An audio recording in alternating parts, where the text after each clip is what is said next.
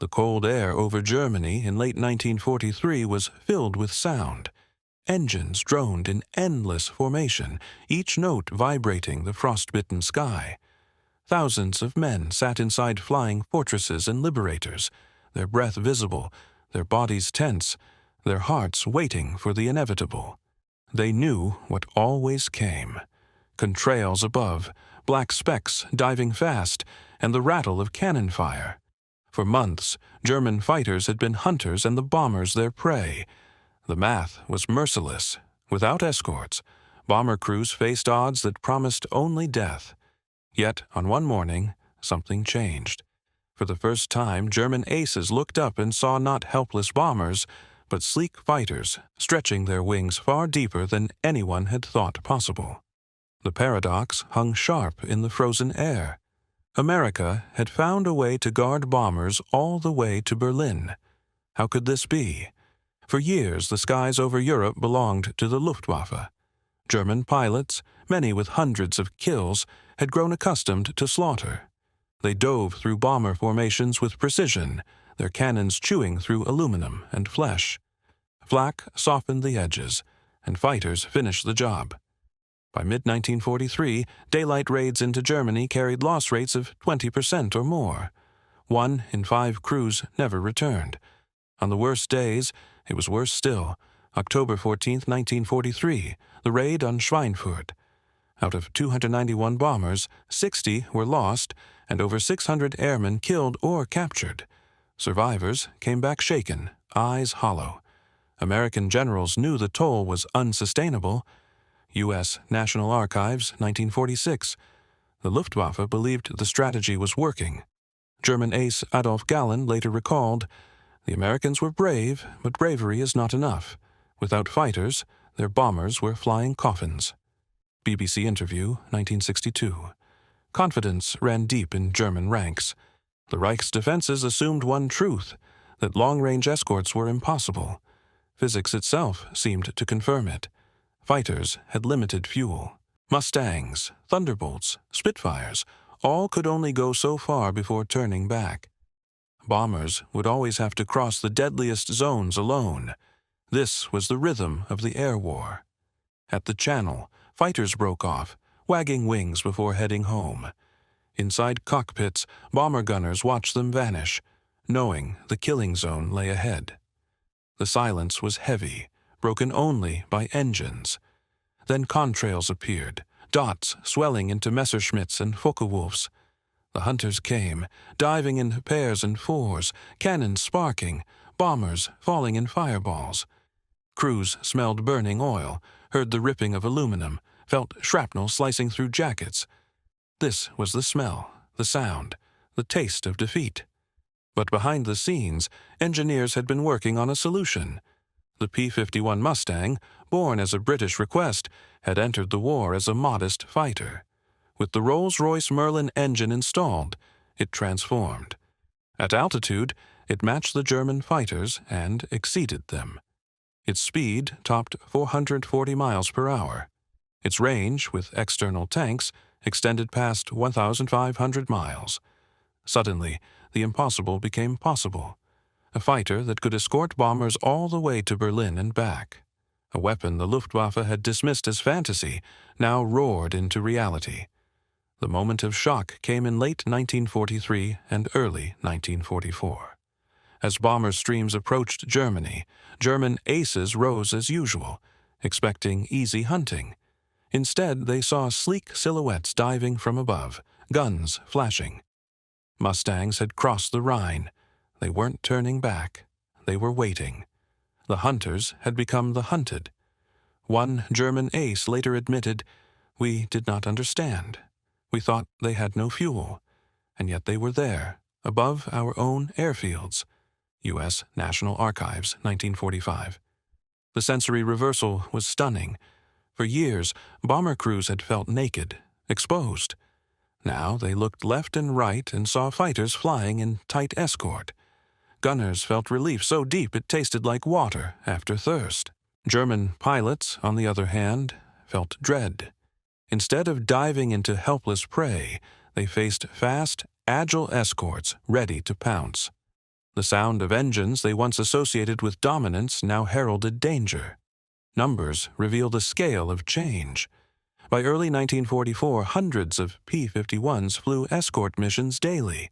The 8th Air Force could send 1,000 bombers into Germany, and hundreds of fighters went with them. Losses plummeted. In February 1944, the 8th lost 97 bombers over a week of missions. Still heavy, but survivable. At the same time, the Luftwaffe bled. In the so-called Big Week of February, American bombers and escorts destroyed factories while Mustangs tore through German fighters. More than 600 Luftwaffe aircraft were lost in 1 week. The tide was turning. The ethical capsule must be addressed. Daylight bombing itself was controversial. Geneva Conventions spoke of protections for civilians, but not for entire cities turned to rubble.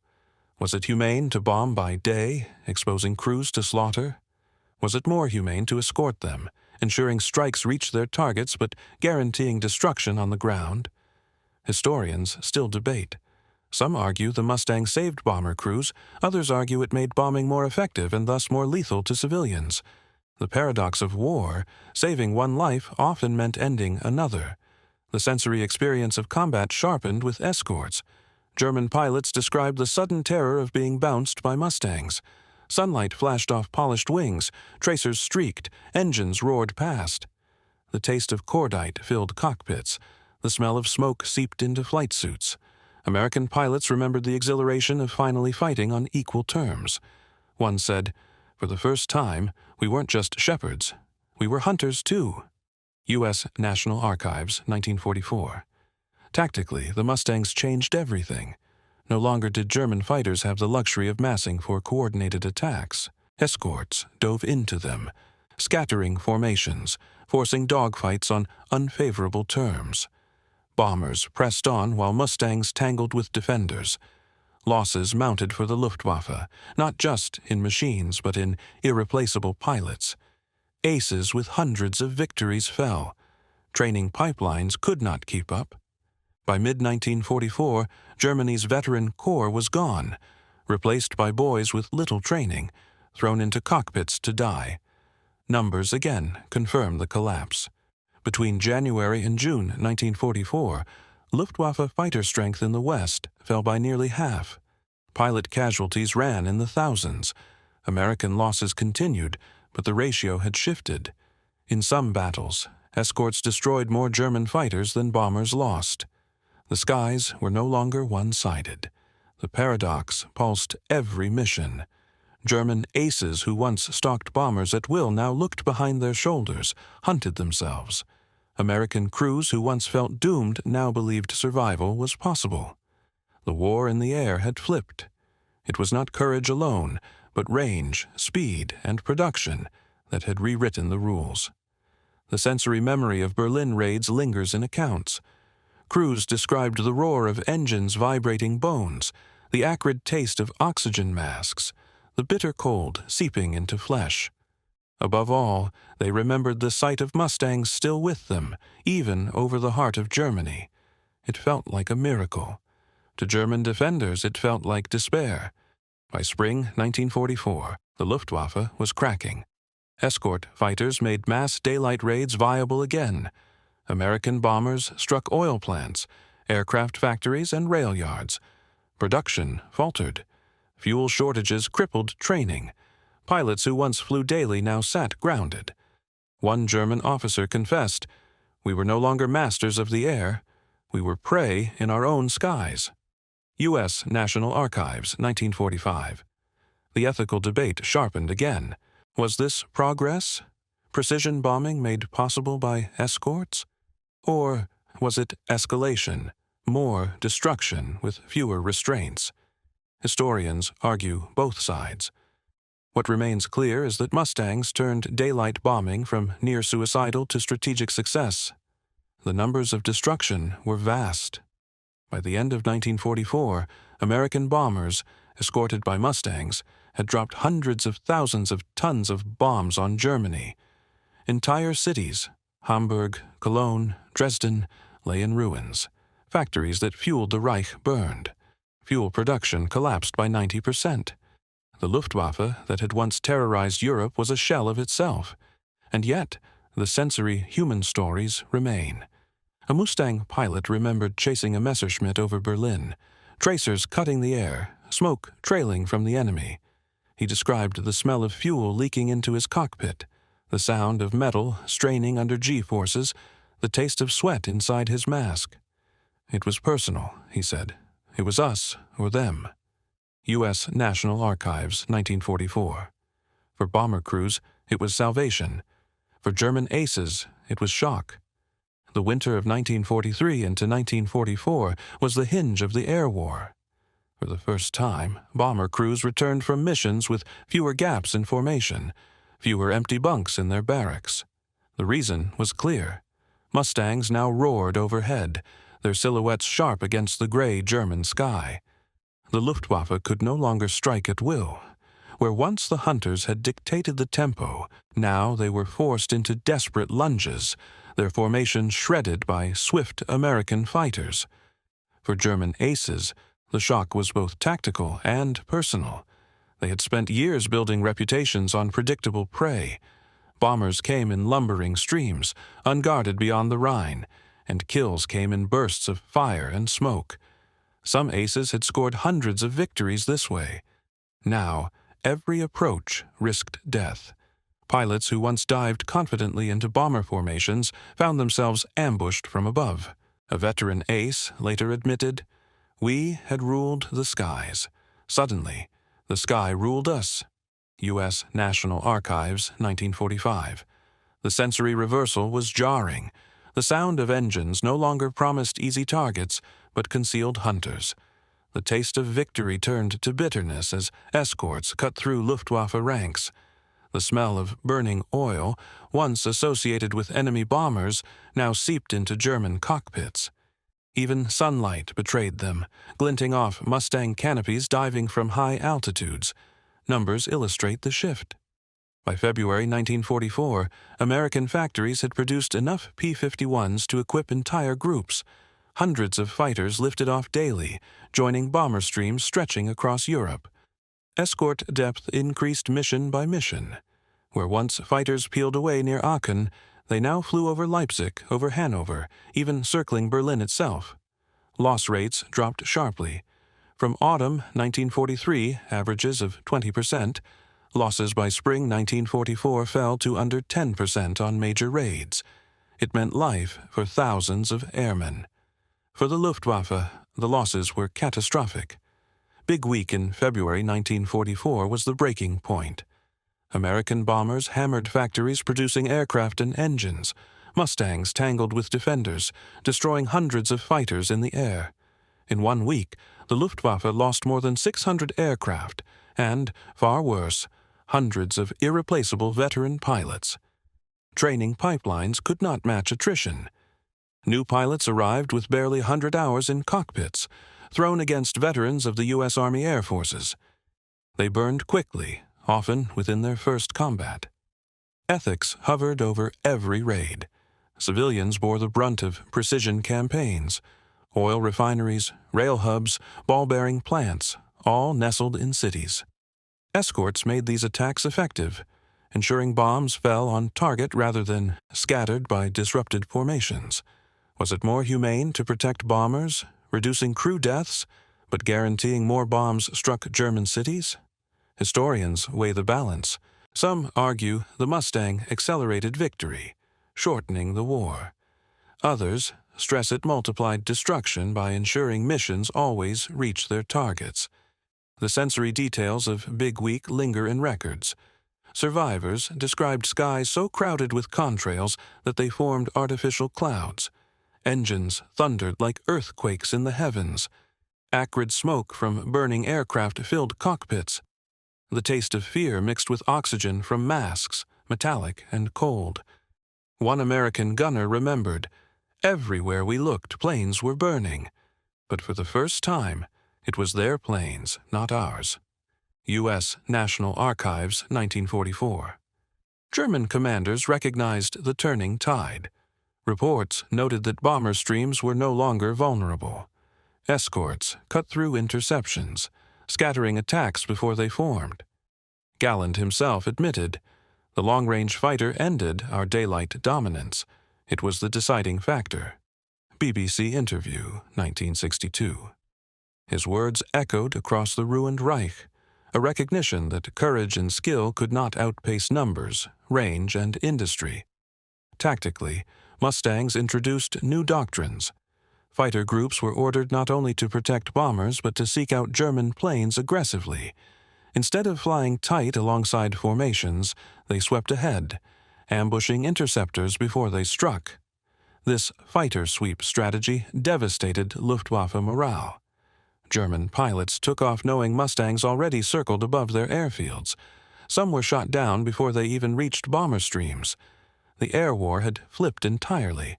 Numbers confirm devastation. Between January and May 1944, Luftwaffe fighter strength fell by nearly 40% in the West. Pilot casualties mounted into the thousands. Factories still produced aircraft, but without trained men to fly them, production meant little. German skies, once a hunting ground, became a graveyard. The paradox deepened. German aces had once believed themselves untouchable, masters of combat. Now their skill could not overcome the swarm of escorts. American pilots, many younger and less experienced, gained edge by sheer numbers, range, and superior machines.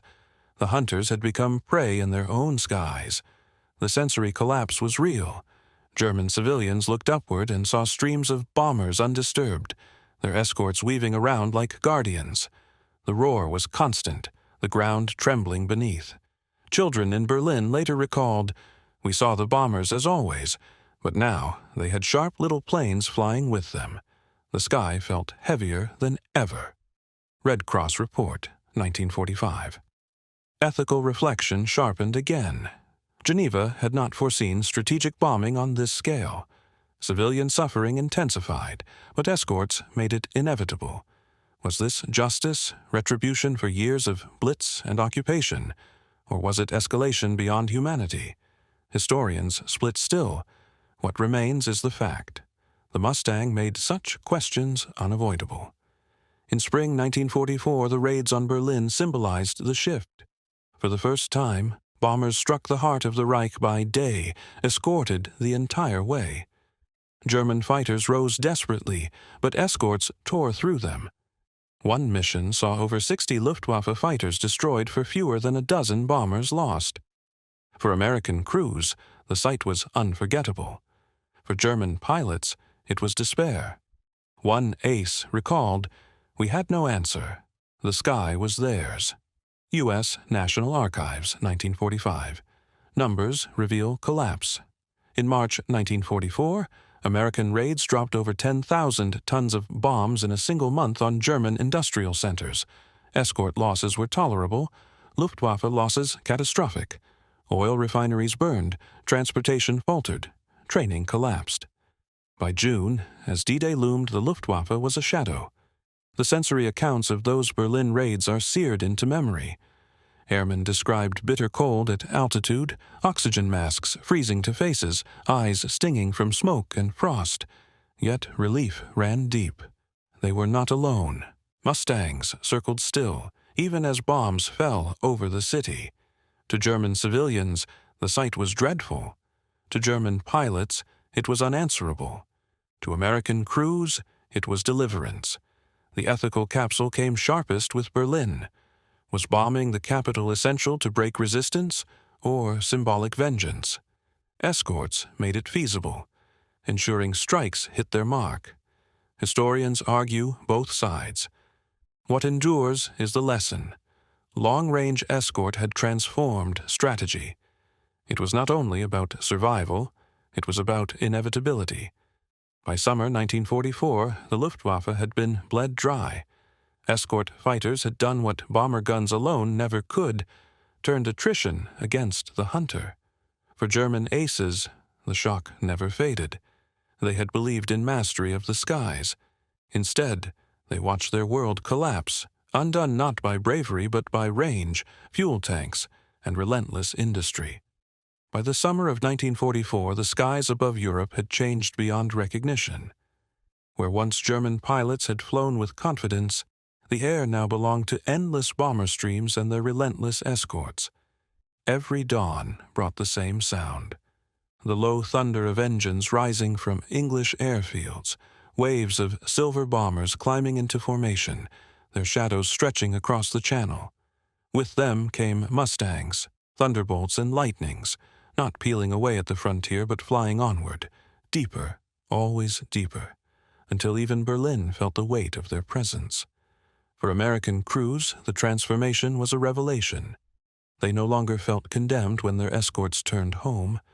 Relief lingered even above the heart of the Reich. Men wrote letters describing the feeling. We looked out over Germany, and still they were with us. It felt like a miracle. U.S. National Archives, 1944. That miracle was not faith, but logistics, the triumph of fuel tanks, engines, and production lines that churned out thousands of machines to make the impossible routine. For German aces, the transformation was ruin. The Luftwaffe had spent years honing tactics for unescorted bombers. Tight formations, head-on attacks, rolling scissors, all assumed helpless prey. Now, those tactics collapsed. Escorts shredded any massed approach. Veterans who once boasted of dozens of kills struggled to survive. Some were shot down over their own bases. Training grounds once safe from attack now lay under the shadow of prowling Mustangs. The sensory shock was constant. Instead of roaring into bomber streams unopposed, German pilots found tracers flashing past, cockpits rattling from near hits, oxygen masks filling with the metallic taste of fear. The familiar smell of heated oil in their cockpits mixed with the acrid sting of smoke from comrades' planes falling in flames. Sunlight betrayed them, glinting off Mustang wings diving from high above. No horizon felt safe. Numbers underscored the collapse. By June 1944, when Allied armies stormed Normandy, the Luftwaffe mustered barely a fraction of its former power in the West. Records show fewer than 300 fighters could be scrambled on D-Day against thousands of Allied aircraft. Escort fighters roamed skies at will, cutting down German attempts to strike beaches. Bombers, shielded all the way across France, pounded defenses without mercy. Losses among escorts were real but sustainable. Losses among the Luftwaffe were catastrophic. The ethical capsule tightened with invasion. Geneva Conventions spoke of combatants and civilians, not of air supremacy so overwhelming that one side could scarcely fight. Was such dominance humane, reducing battles to brief slaughter? Or was it a new cruelty, stripping defenders of any chance to resist? Historians differ, but all agree. The air above Normandy belonged to America and its escorts. The sensory experience of D-Day was unforgettable. Soldiers on beaches looked upward and saw the sky filled with aircraft. The roar was constant, the earth trembling with each bomb. German defenders described the humiliation of watching Allied fighters patrol their skies with impunity. One officer wrote, "Our men dug trenches, but the sky itself was enemy territory. We could not fight what we could not reach." Red Cross Report, 1945. For bomber crews, the change was profound. Missions still carried risk. Flak tore through formations, engines failed, planes exploded in fireballs. But the sense of inevitability had shifted. Survival was no longer rare. The escorts made sure of it. The cold taste of oxygen, the vibration of engines, the sweat freezing inside gloves, these sensations remained, but despair no longer ruled them. For German civilians, the experience grew darker. Bombers arrived not as vulnerable targets, but as unstoppable waves. Cities burned while escorts tangled above. Civilians described the sky as alive with machines, contrails weaving nets overhead, sunlight blocked by wings. They smelled burning wood, tasted dust with every breath, heard engines shaking windows for hours. No part of the Reich felt safe. Numbers of destruction rose sharply. By mid-1944, Allied bombers dropped more than 40,000 tons of bombs per month on German targets. Oil facilities, rail yards, and cities lay in ruins. Escorts ensured missions struck hard and often. losses among American bombers fell, while destruction on the ground soared. For German aces, the nightmare was not just defeat, but irrelevance. Their skill meant nothing against numbers and escorts. The paradox grew sharper. Aces who once defined the air war became symbols of futility. Their victories dwindled while their comrades fell. American pilots, many with only a fraction of their experience, prevailed through numbers, speed, and strategy. The hunter's pride gave way to hunted despair. Sensory memories capture the collapse. German pilots described engines straining under frantic maneuvers, eyes stinging from sweat inside goggles, the taste of blood from bitten tongues during violent turns. Mustangs appeared like predators, silent until too close, then roaring past with guns blazing. Survivors described shock not only at defeat, but at inevitability. The air had become a trap. The ethical debate deepened. Was such overwhelming force mercy, shortening the war, or cruelty, annihilating defenders without hope? Geneva had no answers. Historians still wrestle with the question. What remains is testimony. Civilians buried under rubble, airmen shot from skies, and the recognition that the escort fighter had transformed war beyond imagination. The numbers confirm collapse. Between January and September 1944, Luftwaffe fighter strength in the West fell from nearly 2,000 to under 700. Pilot casualties reached tens of thousands. Factories produced planes, but they sat idle for lack of fuel or men. Meanwhile, American factories turned out 500 Mustangs a month, their silver wings multiplying across skies. Production had become strategy. By autumn 1944, the Reich was hollow. Bombers roared overhead daily, their escorts tearing through dwindling defenses. German civilians wrote of endless noise, of nights lit by fires, of days darkened by contrails. Children grew up knowing no silence. For American crews, missions became survivable, even routine. They still feared flak, but no longer feared annihilation. The sensory record of autumn raids is vivid.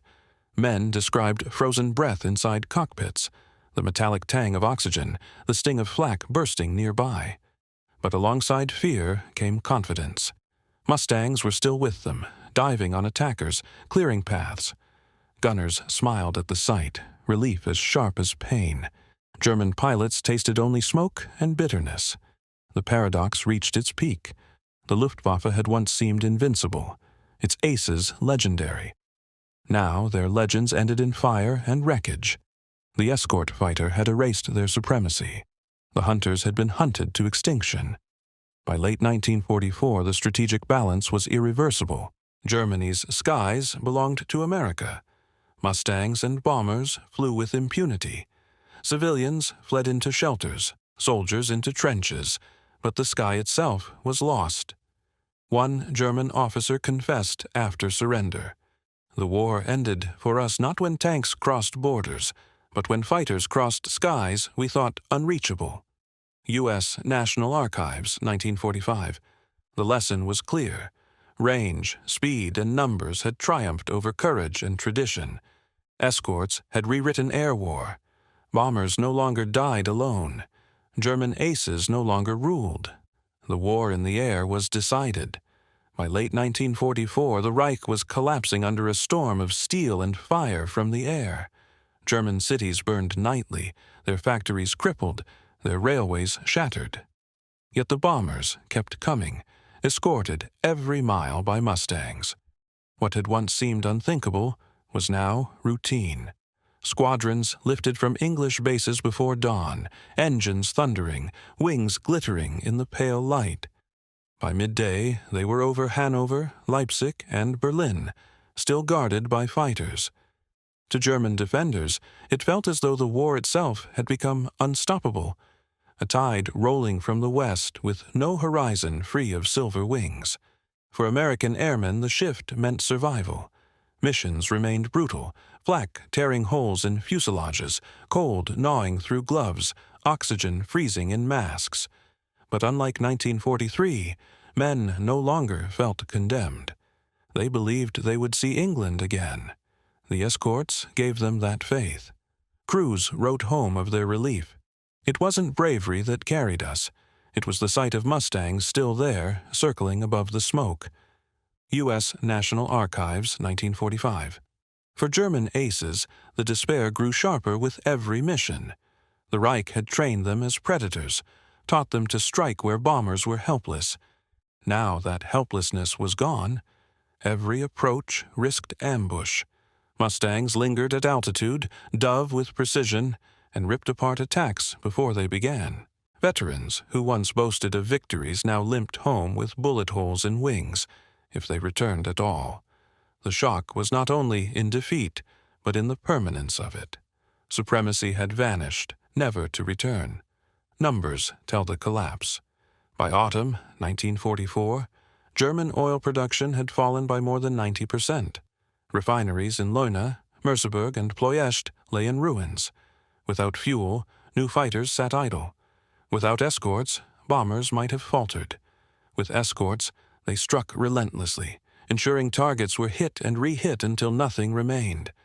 Losses among Luftwaffe pilots soared, tens of thousands by year's end. The once legendary corps of aces was now a remnant. The sensory environment of those oil raids was unforgettable. Pilots described black smoke towers rising miles high, blotting out the sun, the acrid stench of burning fuel seeping into cockpits, the taste of ash inside oxygen masks. Engines vibrated with strain as planes pushed through turbulence caused by rising heat. Crews saw entire refineries vanish beneath waves of fire, while Mustangs weaved above, holding off desperate defenders. One German pilot later confessed, "We tried, but our wings had no fuel, and our hearts no hope." Red Cross Report, 1945. The ethical capsule sharpened here.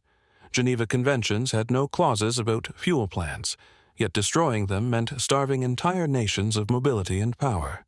Was it humane to cut off oil and cripple civilians along with soldiers? Historians disagree. Some argue it shortened the war. Others stress it condemned millions to suffering. What remains undisputed is that escorts made it possible, ensuring bombers struck with precision and regularity. For civilians, the nightmare was daily. Cities shook with detonations, railways lay twisted, food convoys never arrived. Children grew up beneath contrails that never disappeared. Mothers tasted dust in every meal. Fathers dug through rubble after every raid. The sensory experience was one of endless noise, smoke clogging lungs, fires lighting night skies like false dawn. For them, the escorts meant inevitability. Bombers were no longer deterred, no longer driven back.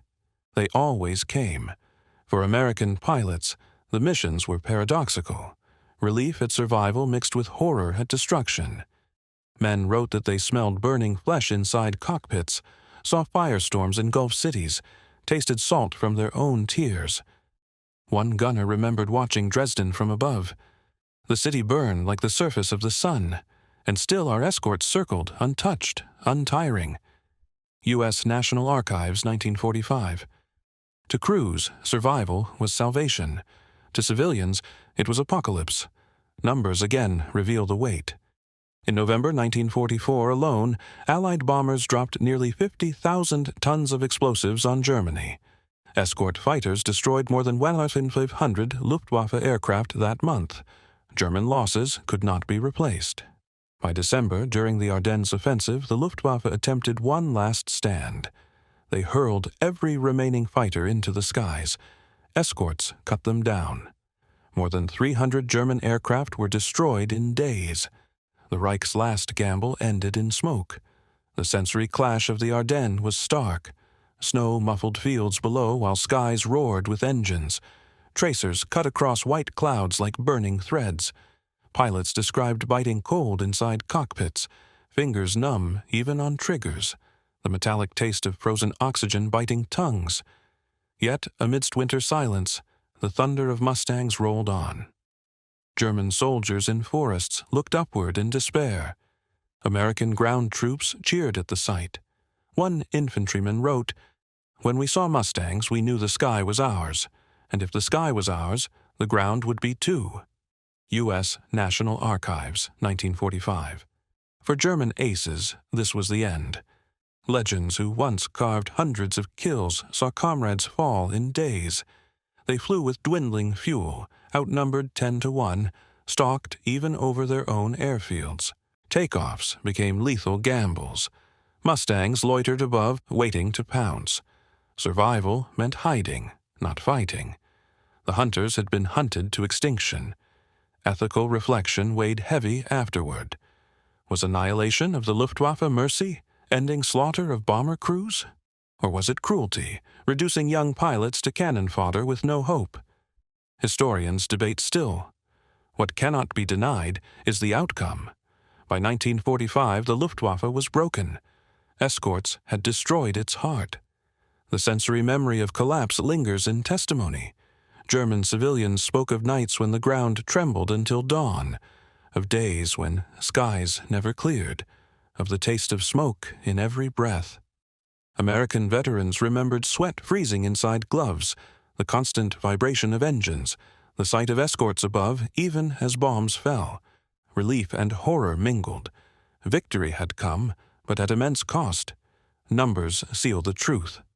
Between June 1944 and January 1945, more than 200,000 sorties were flown by American escort fighters.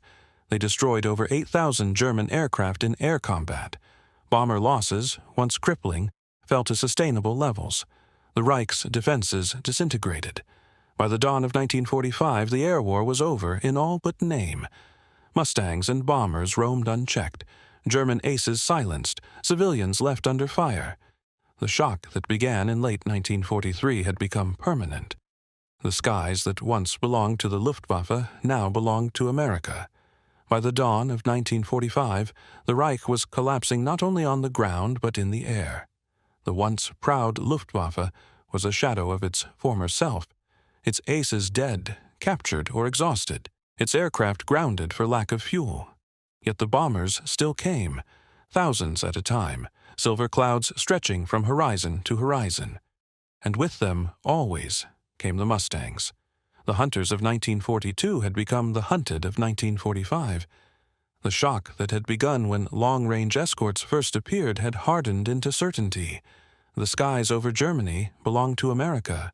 For American crews, the final months felt both routine and surreal.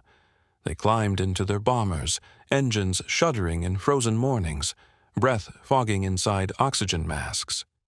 They knew they faced flak and cold, but they no longer expected annihilation. Mustangs circled above, weaving patterns of protection, darting at attackers before they could reach formations. The sense of survival was profound. Men wrote home that their odds felt human again. They could imagine returning, imagine life beyond war. For German pilots, the same months were despair. Boys, barely out of training, were thrown into cockpits with a few dozen hours of flight time. They took off from fields already watched by escorts, engines sputtering from poor fuel, hearts pounding with hopelessness. Many never returned. The veterans who survived spoke of humiliation, of being swarmed before they even reached altitude. "We were not fighting. We were dying," one recalled after the war. U.S. National Archives, 1946. The sensory collapse was everywhere. Engines that once inspired confidence now rattled with strain. Cockpits smelled of oil and fear. The taste of frozen oxygen filled every breath. German pilots saw contrails stretching endlessly above them, escorts darting like hawks among prey. Civilians on the ground looked up at skies filled with wings and felt only dread. Numbers confirmed the end. In January 1945 alone, American bombers, escorted by fighters, dropped more than 70,000 tons of bombs on German targets. Escort fighters flew over 30,000 sorties that month. The Luftwaffe could oppose only a fraction. Loss ratios had become unsustainable. For every American plane lost, several German fighters fell. For Germany, it was industrial defeat written in the air. The ethical capsule weighed heavily in these final months. Was overwhelming dominance merciful, ending the war more quickly, or was it cruel, pressing destruction on a population already broken? Geneva Conventions offered little clarity.